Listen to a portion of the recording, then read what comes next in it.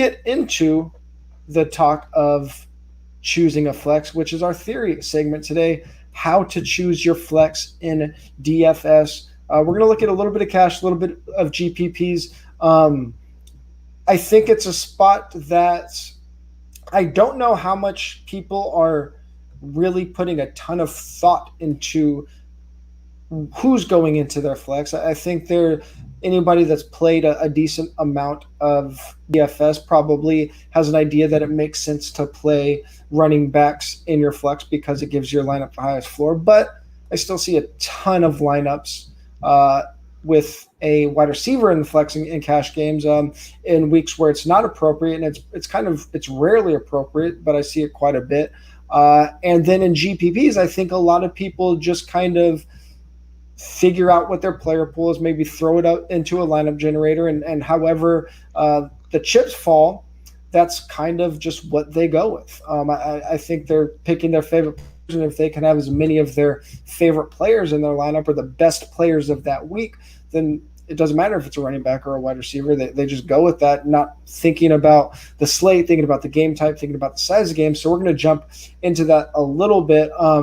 Before we do, I think using the flex and understanding how to implement the flex in different types of games and different types of structures is probably the number one reason to just not blindly hit optimize on a lineup generator.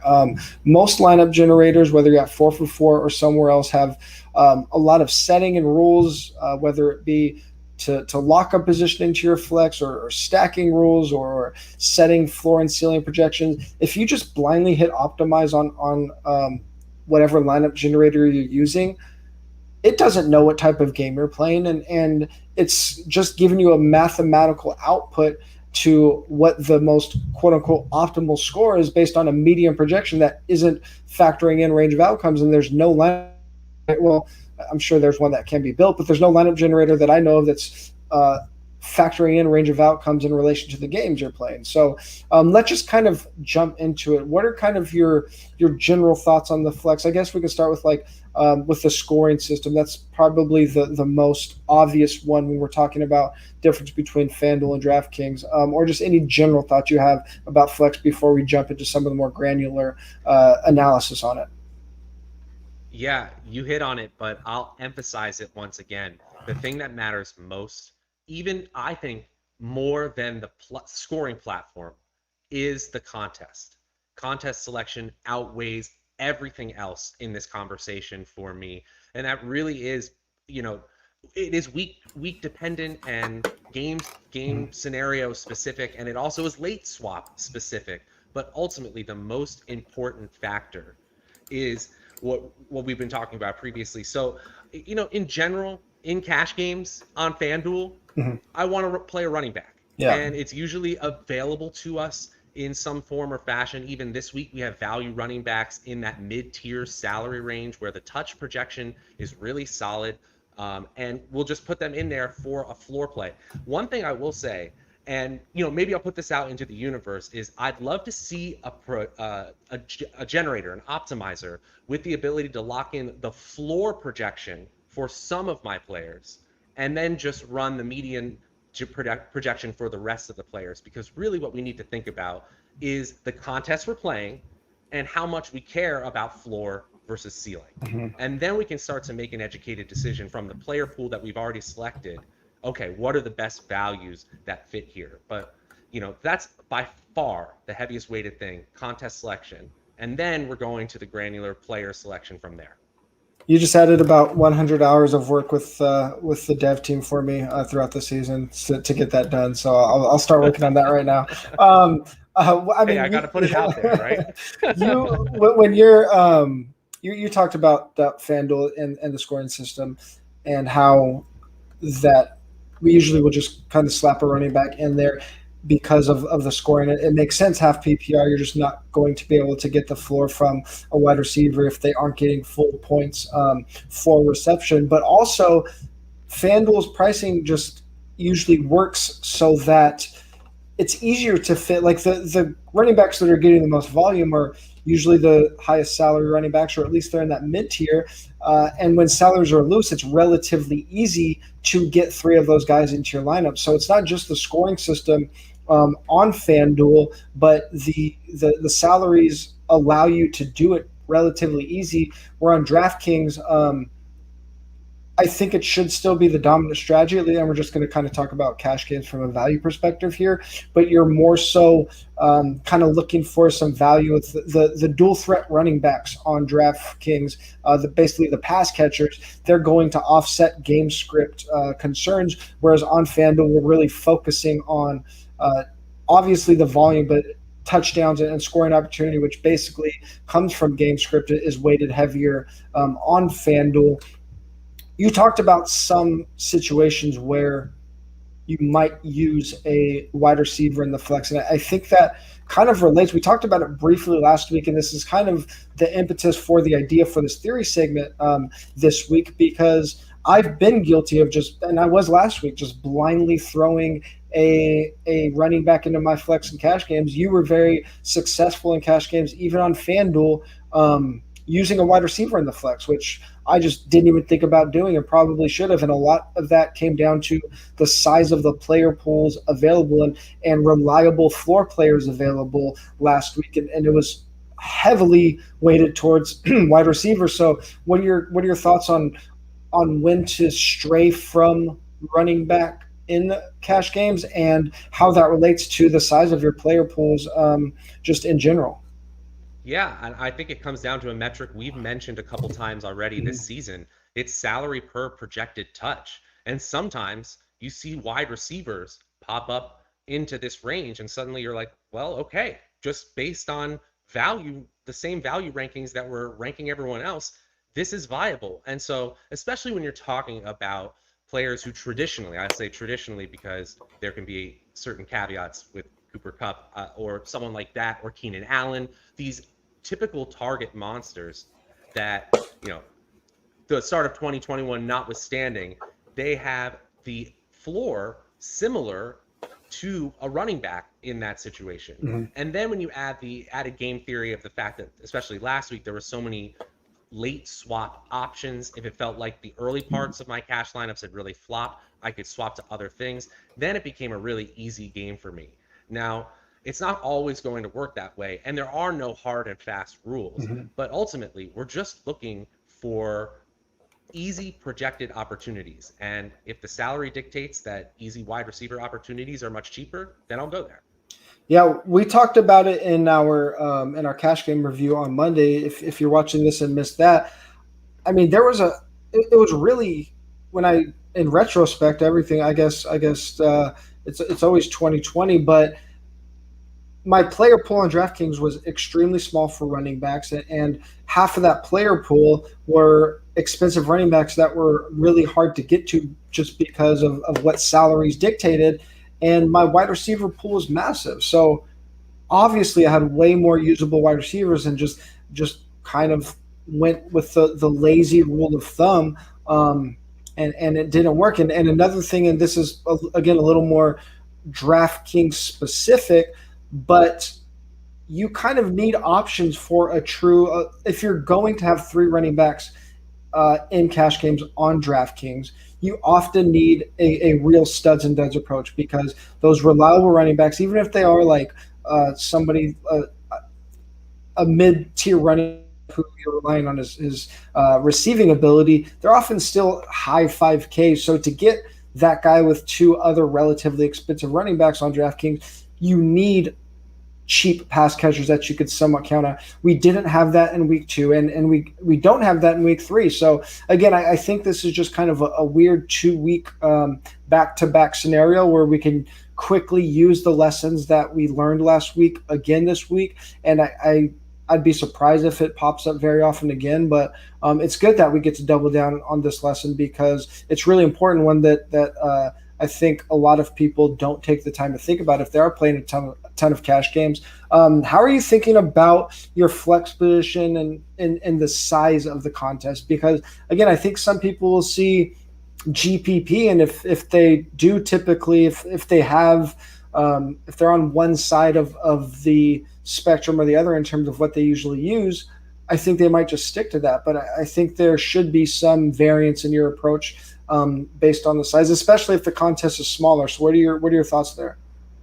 Yeah, and yeah, so as we transition from cash to GPP, one thing I will say is now at this point, let expected roster percentage start to guide your thinking.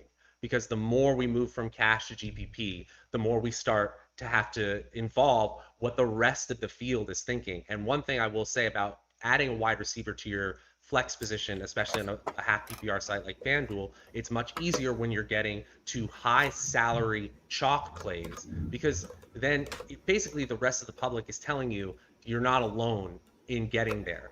So then when we get to GPPs, I hate to say that a lot of the stats when we look at like millionaire makers is there. I worry that there's a little bit of noise there, is my Sure. conclusion.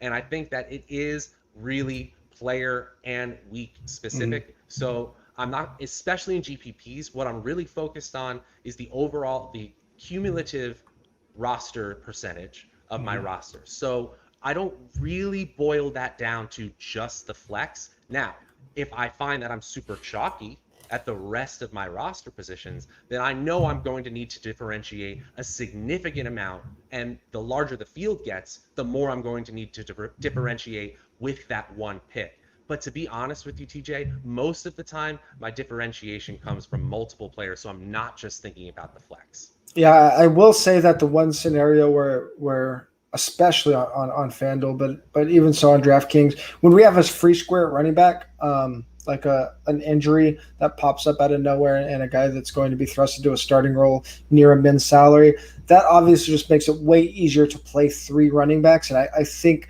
in those scenarios, a three running back build is going to give you not just the highest floor, but the highest ceiling as well, because you're getting potentially 20 touches for a minimum salary. And then it makes it pretty easy to get two more 20 touch guys there. I want you to comment on one thing that I think is very obvious to us, but a lot of people forget about. Um, you should use your flex with the player that is playing the latest and the most expensive player playing the latest. Can you explain why? It's all about how your early games did. Yeah. So when you get more information and you know how the rest of the field has responded to the early games and how they are doing with their own scores, you have to make new choices. And if you Mm-hmm. didn't leave that choice available to Yeah. yourself, you're SOL. You just are Yep. out of luck there. And so we need to give ourselves as much optionality as possible. And Yep. so always get those afternoon players in the flex. Yeah. It's about having the maximum options, maximum flexibility. No pun intended with the flex discussion for late swap.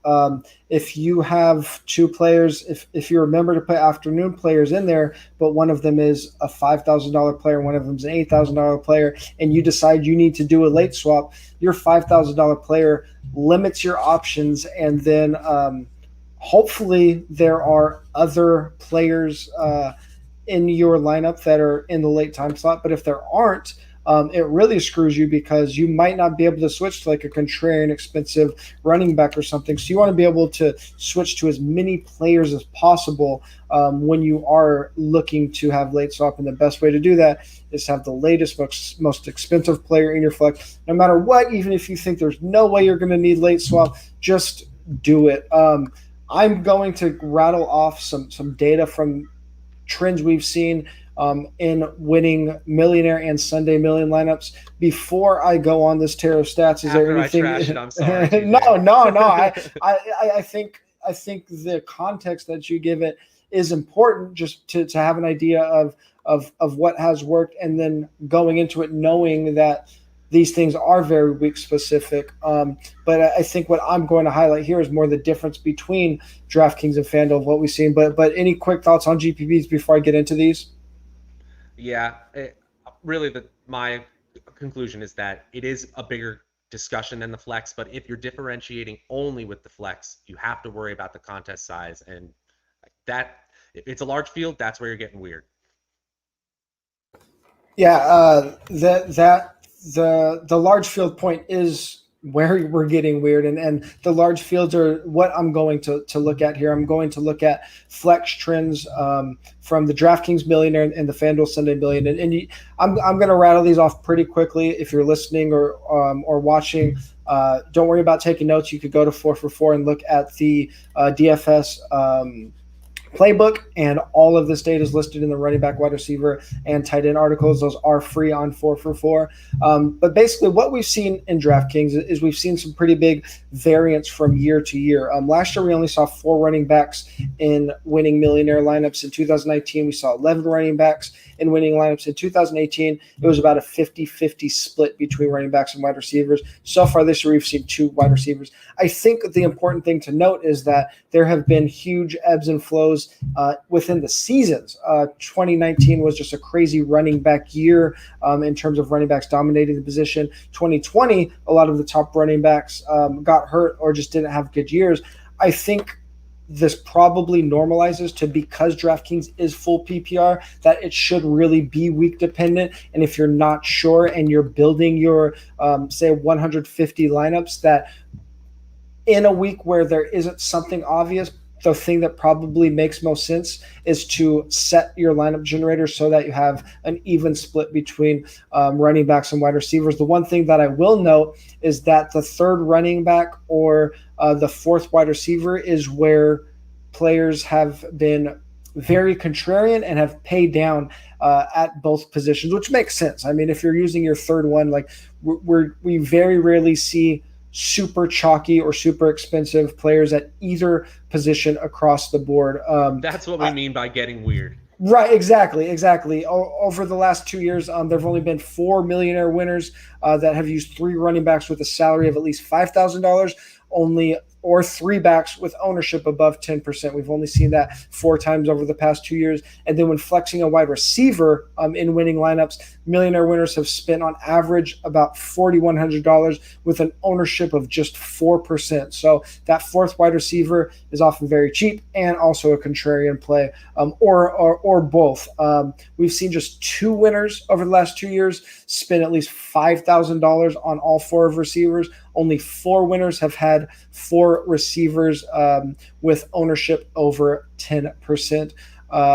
If we move over to FanDuel, I think when you think about the things we talked about with the structure and with both the salary and the point projections, running back is a little more prevalent. We've seen over 60% of Sunday Million winners use a running back in the flex over the last 2 years.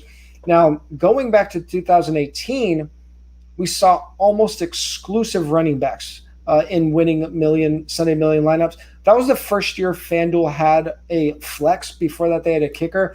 I think what happened was it was new. It was the first year that a major half PPR site had a flex. And I think just basically everybody was using a running back without even thinking about it.